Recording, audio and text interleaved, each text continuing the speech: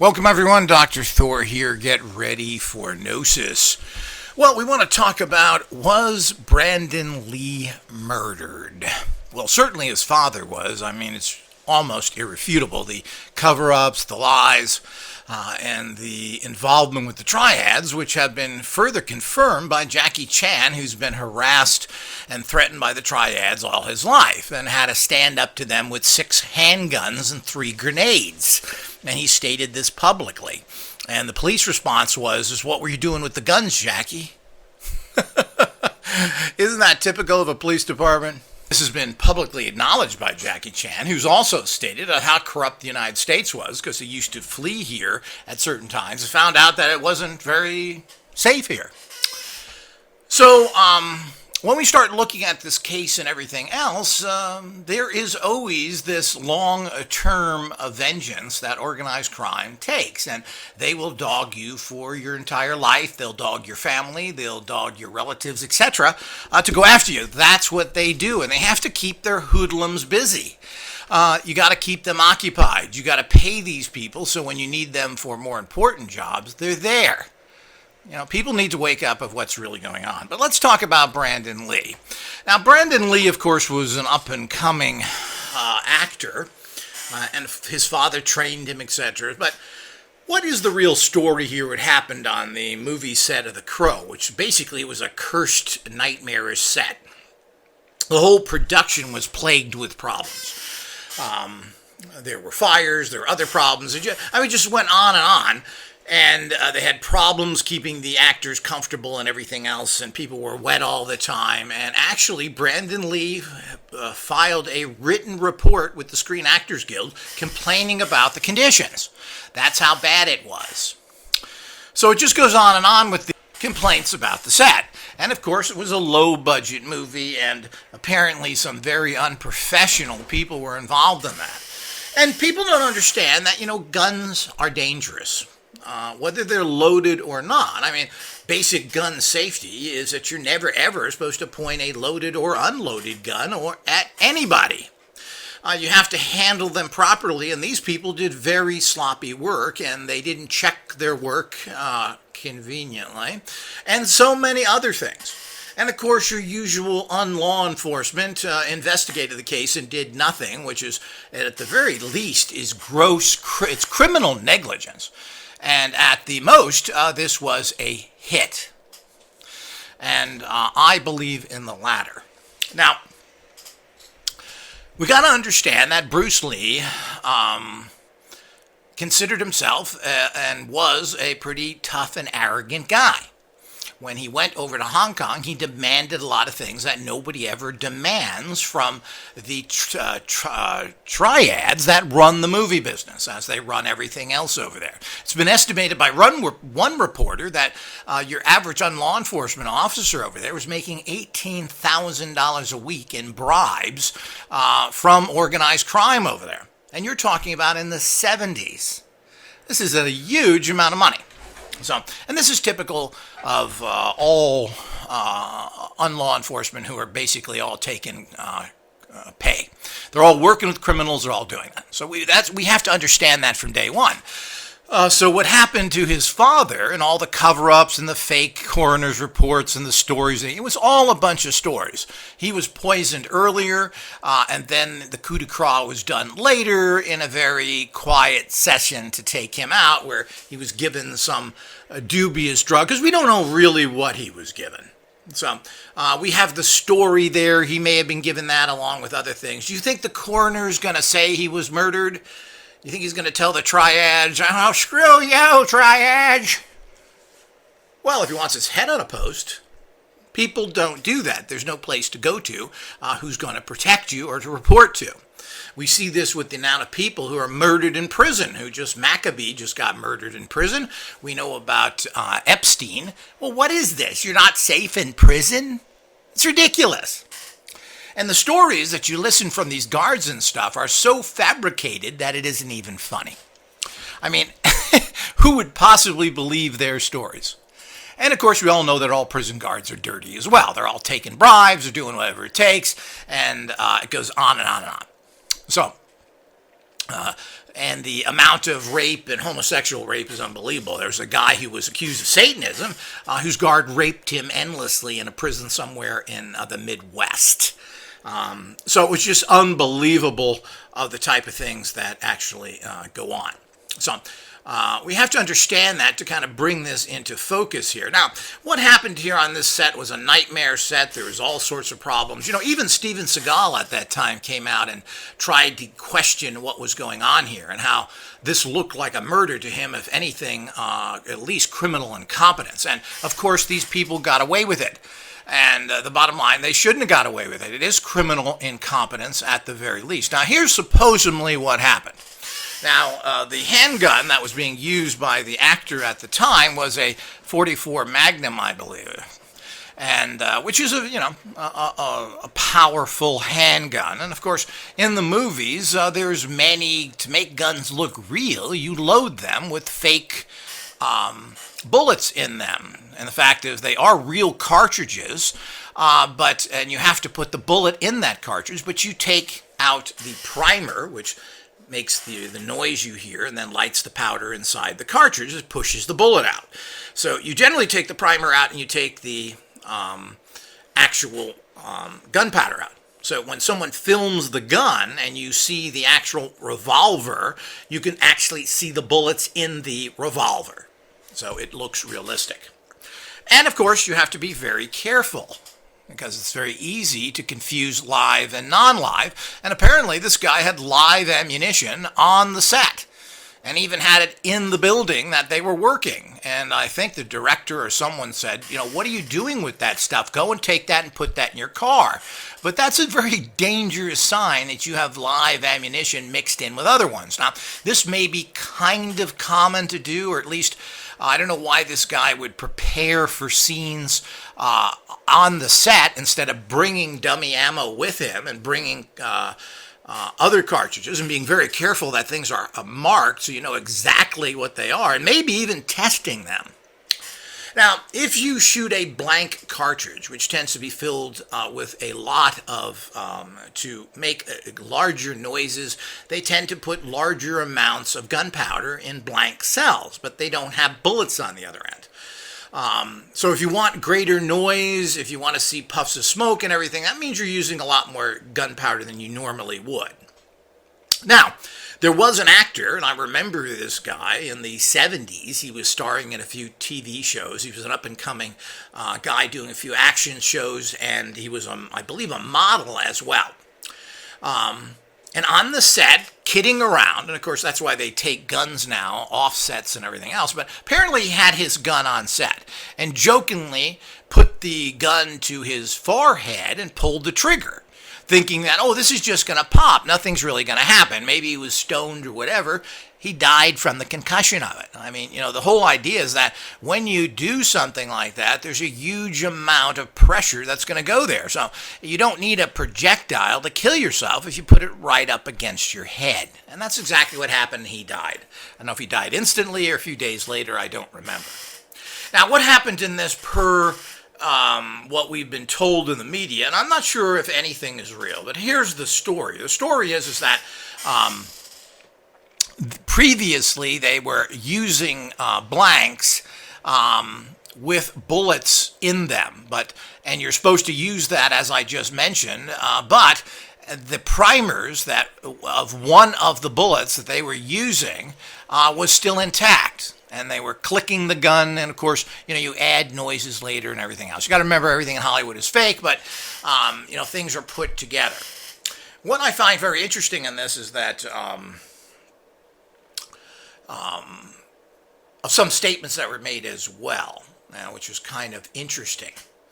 But the point is, supposedly, one of them still had a primer in them, meaning so when they pulled the trigger, the primer kicked off. Now, primers are pretty strong, and you can get a discharge at a certain velocity of a bullet by just having a primer in there, especially if the bullet is small.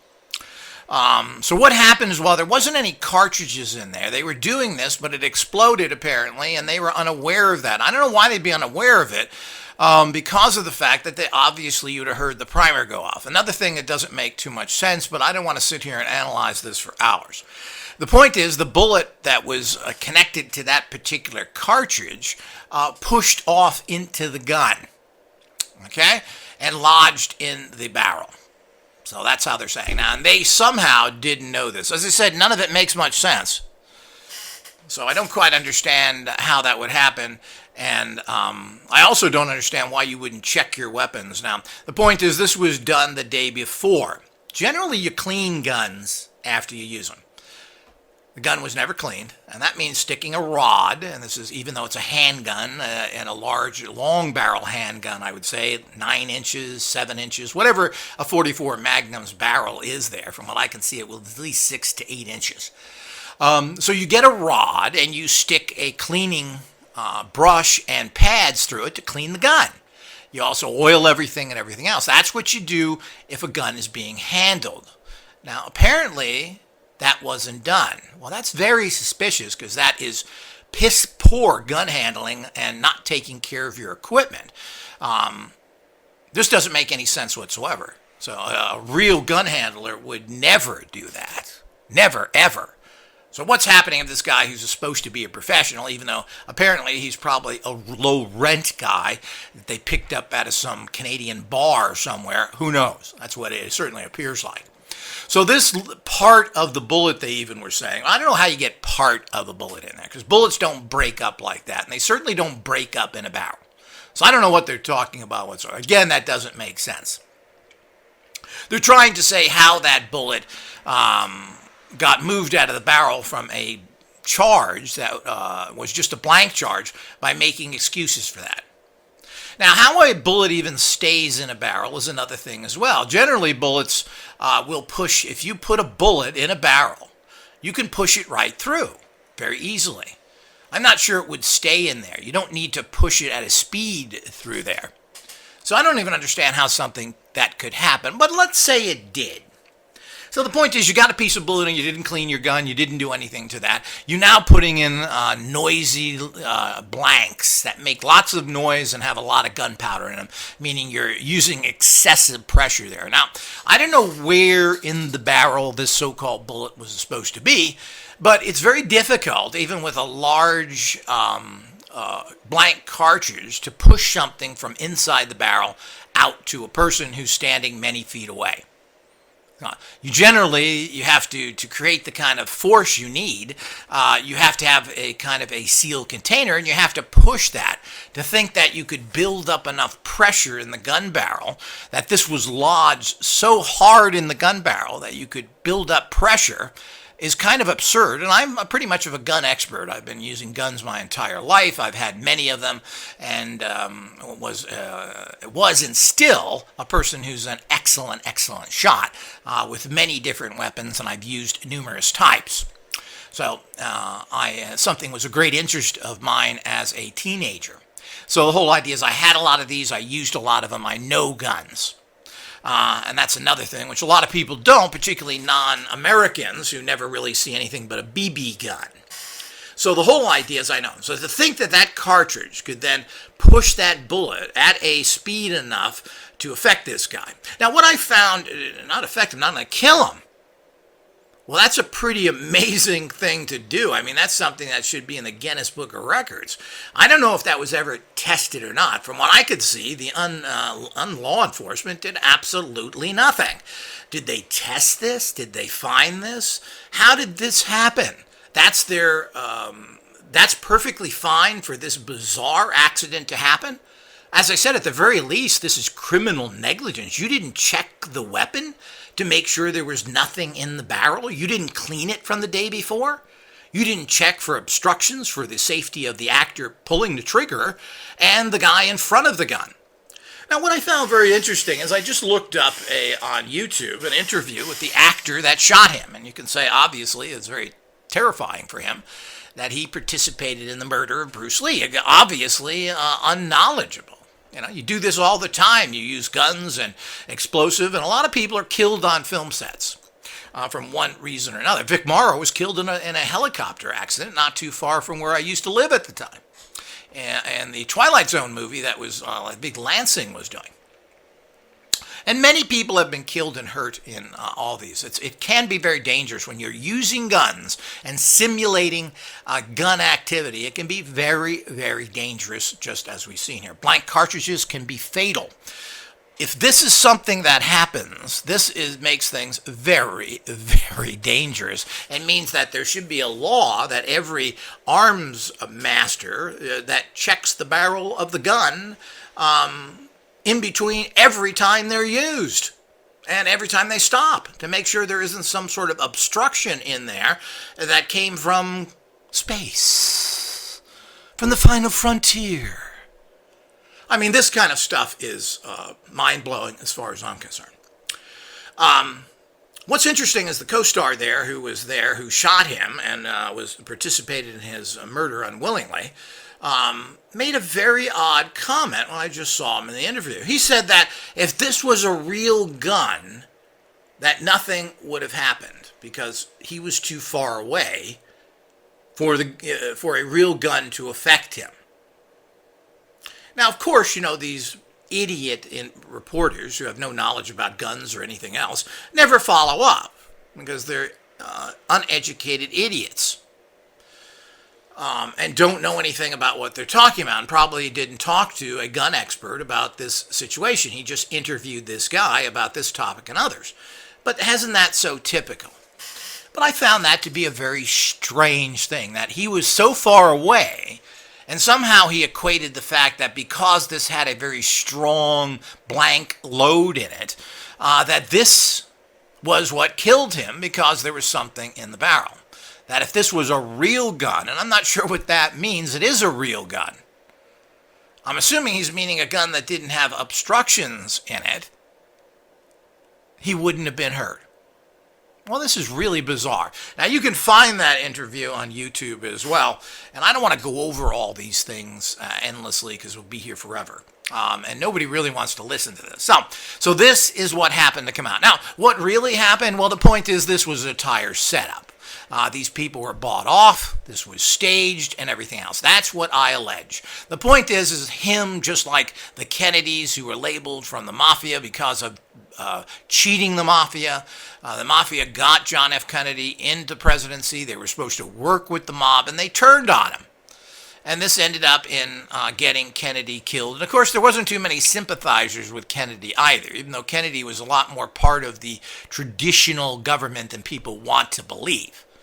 And of course, that followed with the fact that, hey, your entire family ain't safe. So then they killed Robert Kennedy. And that was all, again, all sorts of things, and this was staged. So the same thing happened with Brandon Lee, is what I allege here, is the fact that this was arranged. Everybody was bought off. As simple as that. It certainly doesn't take much to buy off these movie people who were nobody, who were filming a low-budget movie, excuse me, and doing a pretty bad job of it. So these were perfect people to work with. Certainly this armorer, if you can call this bozo that, who allows people to die or actually murders them, and that's what this is. This is murder because of incompetency at the very least. Can't be a credible person. This is obviously a sloppy, stupid person and doesn't even handle his weapons properly. Leaves dirty weapons for the next day. So, that makes no sense at all. So the point is, these people, this was all arranged. This was bought off. This was done. This was all done by the triads to kill his son as a further message. Now, the bottom line is this goes on and goes on all the time. People don't understand that. People don't understand of how intrinsic and part of the establishment organized crime is and how they own everybody and they'll go after you endlessly. They're not going out of business. They have hoodlums that they need to take care of. They do this all the time. They will follow and harass you for your entire life, and they will harass and harass your entire family and their entire life. I know that sounds absurd, but I have had this happen personally, and I know exactly the game. Now, you don't have to believe anything. You can live in your candy-coated Disneyland reality.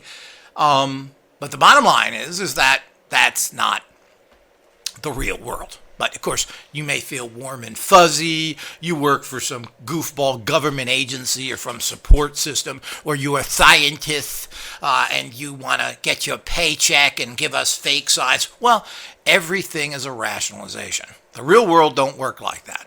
So the bottom line is that Brandon Lee, by anybody's estimation, was murdered. And I allege this at a very strong. This was a murder.